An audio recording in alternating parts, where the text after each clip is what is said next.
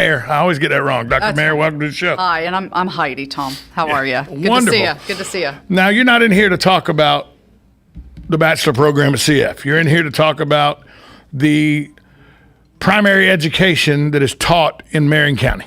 To 43,000 awesome kids, yeah. 43,000 awesome kids. Yes.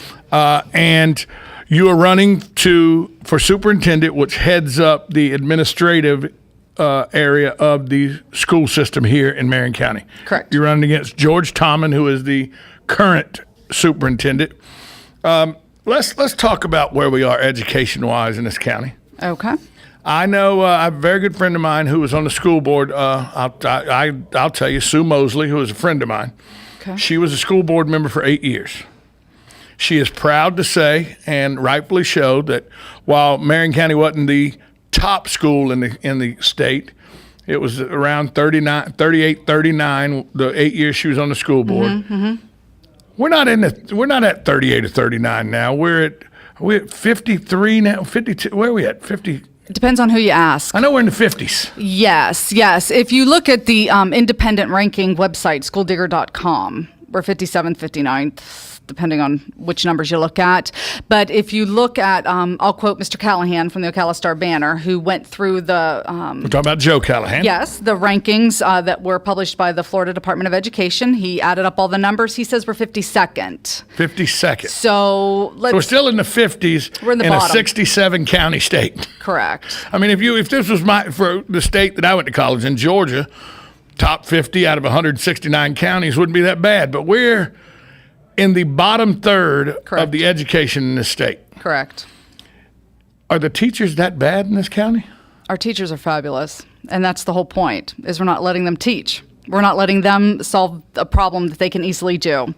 I keep saying to every audience I speak to, we need to let these professionals teach. We need to let them do what their college-educated minds have trained them to do and their compassionate hearts tell them to do.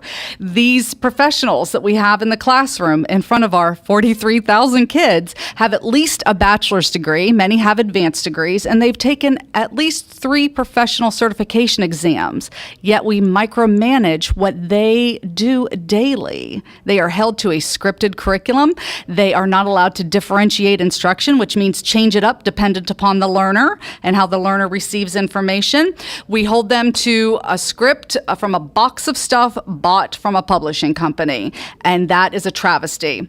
If we turn the responsibility for teaching back to the teacher, if we restore discipline to the classroom and allow that teacher to use classroom management techniques that, of course, they have learned from their professional experience and from their college degrees, we could solve this problem quite easily. Now, truth be told, I have a degree in social science education from Georgia Southern University. Oh, and we have 130 openings. You should apply. No. I taught for 5 years in the Avery County, North Carolina school system. I have a master's degree in history. Okay. I loved teaching. I didn't like parents.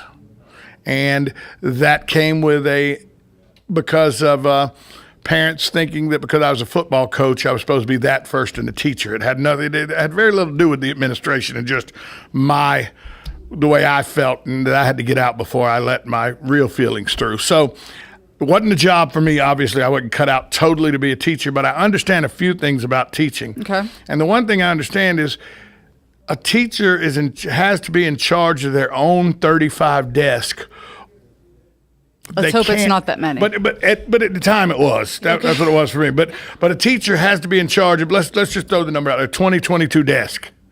And as an autonomy, it has to, in my opinion, it has to operate as an independent country almost that works in cohesion with all the other little independent countries in a school. A teacher should be in charge of his or her own classroom and own lesson plan. Are you saying that doesn't happen?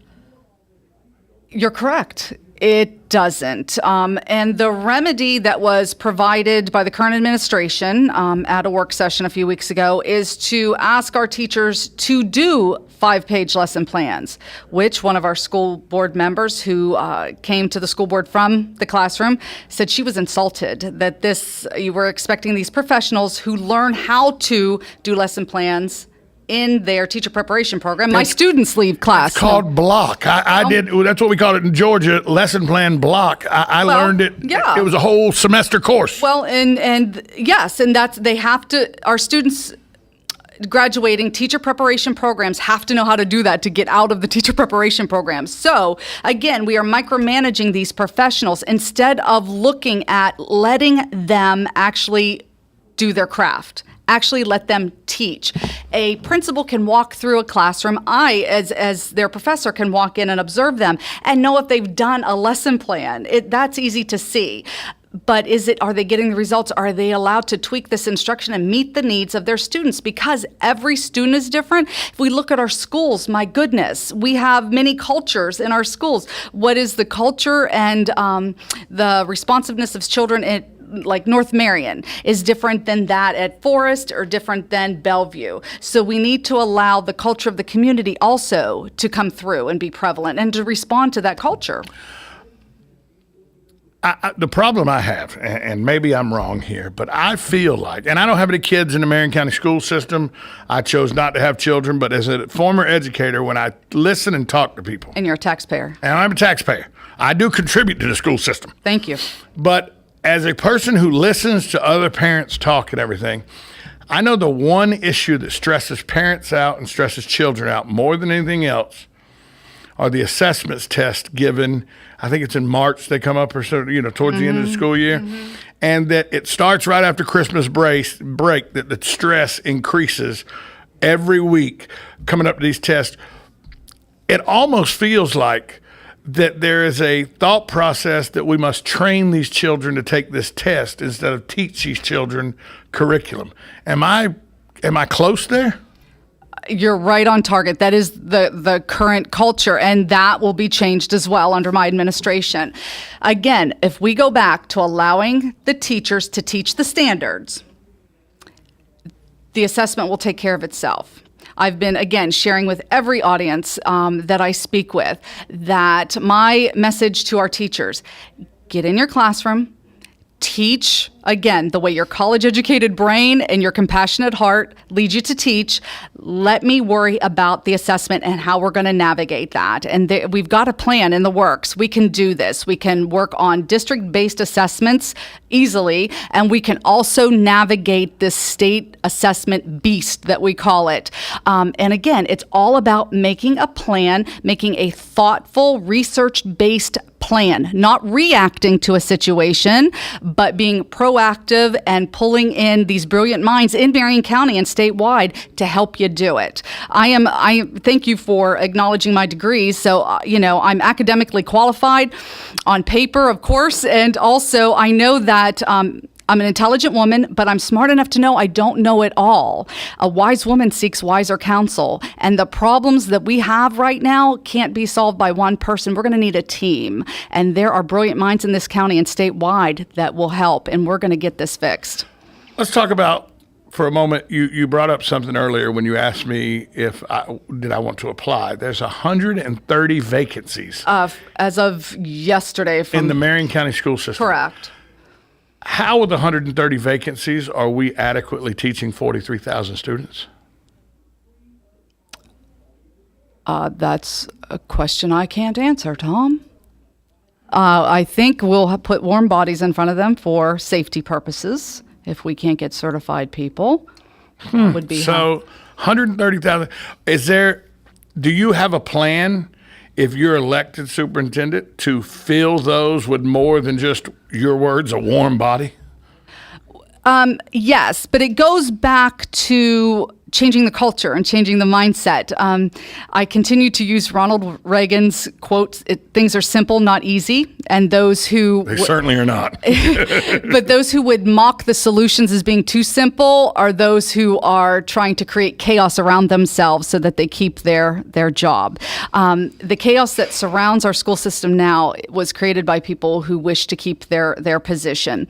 The answers are simple, and it's as simple as instead of just holding a recruiting fair, which a very well done job fair was held at the college for the second year, I believe, in the row. At CF. Across the street, yes, but a very well organized one. But that's waiting for people to come to us. again, reactive. We need to be proactive. We need to get I think somebody uses the term headhunter, somebody out to these colleges. My goodness, 30 minutes up the road, UF.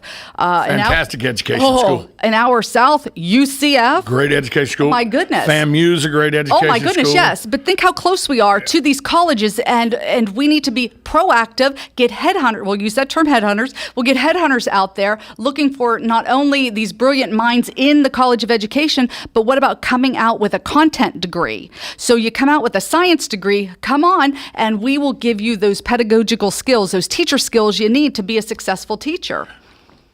So actually send people to universities to recruit brilliant minds that are coming out of the university to become teachers in our county. Oh my goodness, yes. And not only that, but looking at our paraprofessionals that we have in our school system who just need a little financial assistance that is provided through the district with scholarships, and also just that nudge and that encouragement to get in there and be the great teacher that they are already. So we can tap into our own, and we also can recruit from within Florida. Final question for Dr. Heidi Maier, who is running for superintendent of Marion County.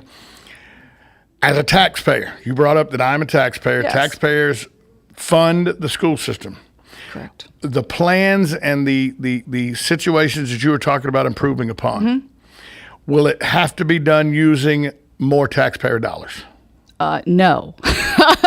Well, that's kind of a simple answer. No. No. Well, no. It's just changing the mindset. And instead of sitting back and saying, well, it's always been done that way, look at why. What is the rationale? And moving forward, again, I share this message with everybody that I don't make promises easily, but I do promise this. Moving forward as your superintendent, you will always know the rationale behind every decision I make, and you'll know that I made it with the best interests of those 43,000 children in mind. Because moving forward, that's the only rationale possible, is the best interests of those children. Dr. Heidi Maier running for school superintendent here in Marion County. Thanks so much for stopping by. Thanks for having me. We're going to take a break. When we come back, we'll wrap up hour number 1, get you set for the mayor and the millennials. An hour-long question and answer with the mayor and people a lot younger than 50.